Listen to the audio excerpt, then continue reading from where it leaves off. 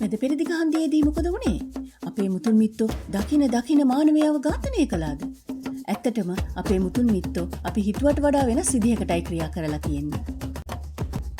අපි හිතන් ඉන්න මානව ඉතිහාසය කියන්නේ අපේම කතාව විතරයි කියලා. අපි හිතන්නේ අපේ සාර්ථකත්වය අපි තනියම හදාගත්තා කියලා. නමුත් අපිට කලින් මේ පෘථිවිය මත දෙපයි නැවිදපු, මෙවලන් හදපු, විවිධ දක්ෂතා දක්වපු වෙනත් මානව විශේෂ ගණනාවක් ජීවත් වුණා. ඔවුන්ගෙන් අපේ ජීවිතයට ලැබුණු පාඩම් සහ අපූර්ව තෑගි බොහෝමයි. පාඩම්? ඔව්. මිනිස් ශිෂ්ටාචාරයේ උඩු යටි කරපු ගින්දර පාවිච්චි කරන්න ඉගෙන ගත්ත එක. කොච්චර වටිනා පාඩමක්ද? අන්න ඒ වටිනා පාඩම අපිට ලැබුණේ අපේ ඉතා පැරණි මුතුන් මිත්තෙක් වුණු හෝමෝ ඉරෙක්ටස් මානවයාගෙන්. එතකොට මොනවද අපිට ලැබුණු තෑගි? අපිට නියන්ඩතාල් මානවයාගෙන් ලෙඩ රෝග සමග සටන් කරන්න හොඳ ප්‍රතිශක්තියක් ලැබිලා තියෙනවා. ඒ කොහොමද ඒ? අපි අහලා තියෙන්නේ සේපියන්ස්ලා නියන්ඩතාල්ලාව මැරුවා කියලා. මෑතක් වෙනකම්ම ලෝකේ හිතන් හිටියෙත් අපේ මුතුන් මිත්තෝ දකින හැම මානවයෙක්ම සමූල ඝාතනය කළා කියලා. නමුත් නූතන ජාන විද්‍යා සාක්ෂි පෙන්වන්නේ සම්පූර්ණයෙන්ම වෙනස් කතාවක්. ඒ කොහොමද? අද ජීවත් වෙන අපේ සිරුරුවල 1%-2% අතර ප්‍රමාණයක් නියන්ඩතාල් ජාන අඩංගු වෙනවා. ඒ කියන්නේ අපේ අතීත සියලා ආච්චිලා නියන්ඩතාල් වරුන් එක්ක විවාහ වෙලා එකට පෞල් ජීවිත ගත කරලා තියෙනවා. ඒක ඔබ මීට කලින් දැනගෙන හිටියද? ඉතින් ඔය අපිට ලැබුණු නියන්ඩතාල් ජාන වලින් අද අපිට වැඩක් තියනවද? අපොයෝ. ඒ ජාන නිසා අපිට එදා ලෙඩ රෝග සමග සටන් කරන්න හොඳ ප්‍රතිශක්තියක් ලැබුණා. හැබැයි හැම දෙයකම හොඳ වගේම නරක පැත්තකුත් තියෙනවා.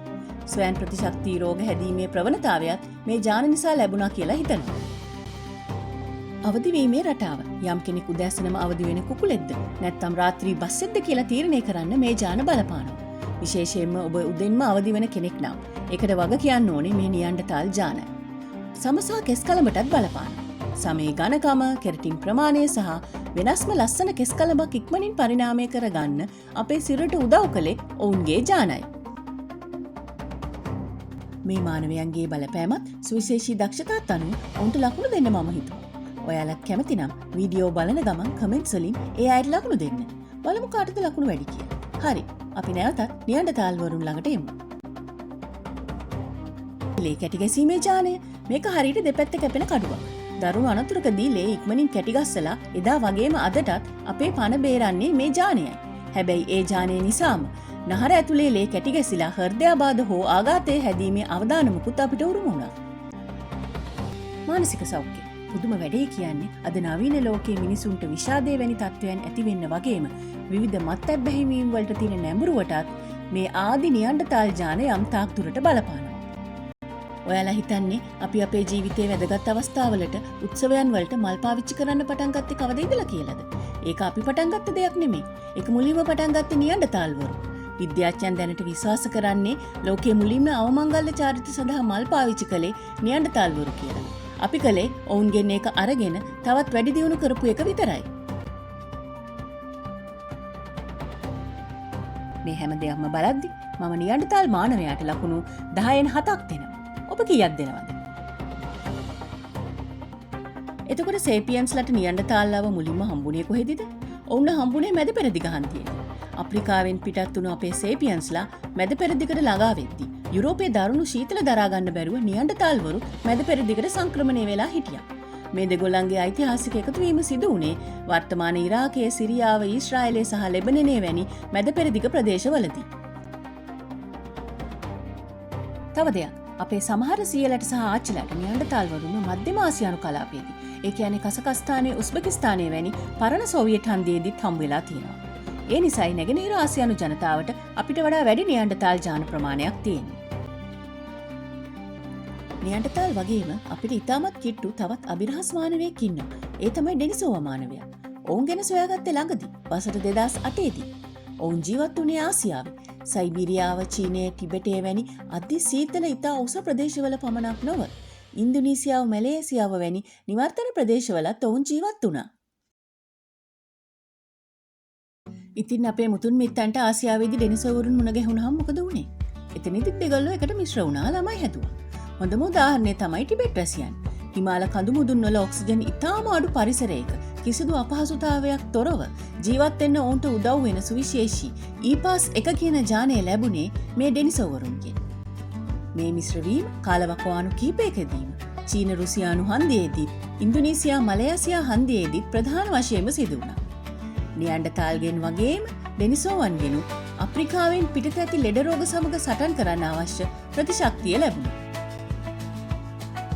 ඉතින් මේ කරුණු සලකලා බලලා මම ඩෙනිසෝව මානවයාටත් ලකුණු 10න් 7ක් දෙනවා. දැන් ඔබට ප්‍රශ්නයක් ඇති වෙන්න පුළුවන් ලංකාවේ අපේ ඇඟෙත් මේ ජාන තියෙනවද කියලා. අනිවාර්යෙන්ම අප්‍රිකාවෙන් පිටත ඉන්න අපි හැමෝගෙම ඇඟේ 101ත් 102ත් අතර ප්‍රමාණයක් නියැන්ඩර්තාල් ජාන තියෙනවා. ඔබ සිංහල හෝ ආදිවාසී වන්නිය නැත්තෝ හෝ දෙමළ හෝ මුස්ලිම් හෝ වේවා ඔබේ සිරුර ඇතුළෙත් මේ ආදි මානවයන් දෙවර්ගයේම ජාන අඩංගු වෙනවා. තව මානවයන් ගොඩක් හිටියක් මේ කෙනා ගැන නොකියමු.